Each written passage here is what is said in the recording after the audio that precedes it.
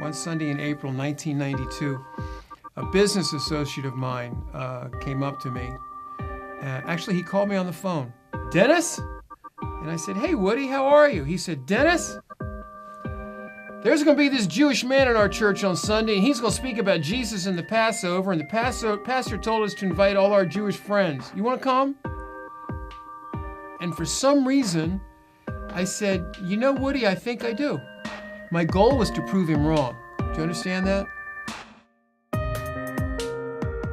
I was raised in the Washington, D.C. area. I'm an only child, which will explain some of my arrogance when I was younger. Friday night synagogue, Saturday morning synagogue. Our life pretty much revolved around the synagogue. In the last week of August every year, we went away to camp out in the woods, usually down in North Carolina. Friday afternoon at 1 o'clock, everything stopped.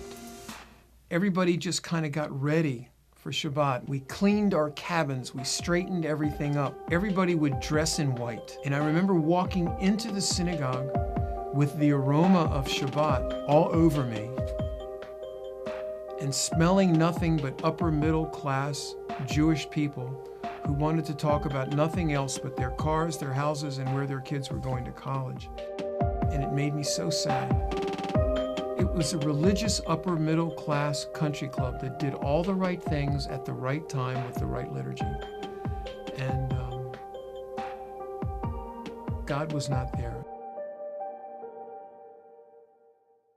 When I went off to college, I didn't want to have anything to do with synagogue life, and all I wanted to do was to experience life. From bongs, beer, and black lights to yoga, transcendental meditation, majoring in philosophy in university. Why are we here? What are we doing? I remember the song, I forget who it was by, but it was called "What's It All About, Alfie?" It was by Dionne Warwick. That's who it was from. That was kind of my theme song.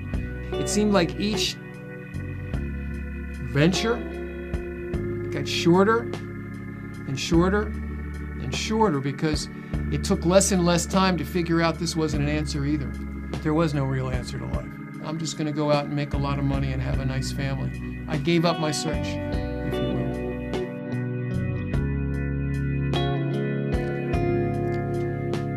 The morning that we were invited to go and visit with our friend Woody at the Baptist church on Palm Sunday morning, that morning Tina and I woke up fighting. And it was nasty. I don't know if any of you have ever had nasty fights with your wife. If you're not, haven't, then you're not married. I remember sitting in the car in front of our house and debating whether I should turn it on. Now, I knew I had given my commitment for Woody to go. We got to the church building, we're sitting in the church parking lot, and we're fighting in the car in the parking lot. And all of a sudden I see Woody out of the corner of my eye, and he's in the church entrance, and he's going like this, you know? And I remember I had my right hand on the steering wheel, I looked at Tina, and I raised my left hand out the window, and I went like this, and I looked at Tina, and I said, "Well, I guess we can't leave now."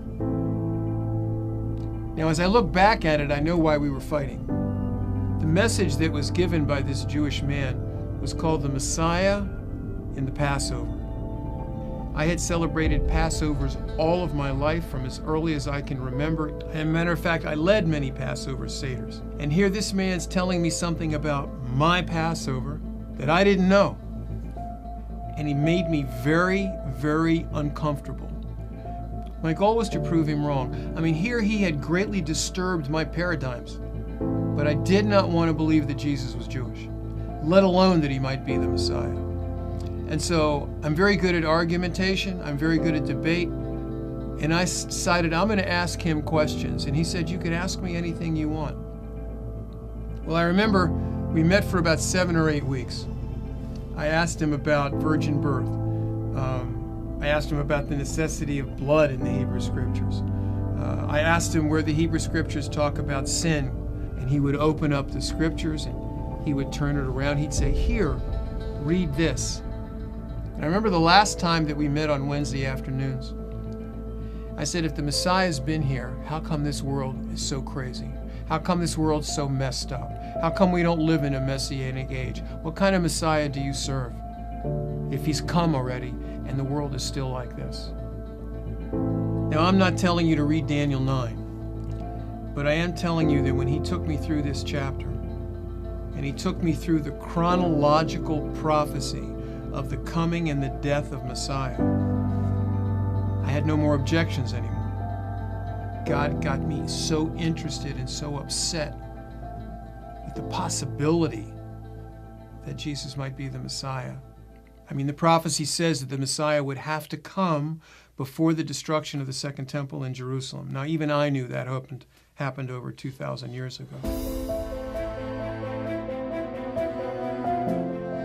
The Saturday after this study in the book of Daniel, that Shabbat service, it happened to be the Shabbat in May that was the closest to May 15, and we celebrated the creation or the recreation, really, of the state of Israel, which was May 14, 1948. In the middle of the worship service, they had everybody stand up and sing Hatikvah.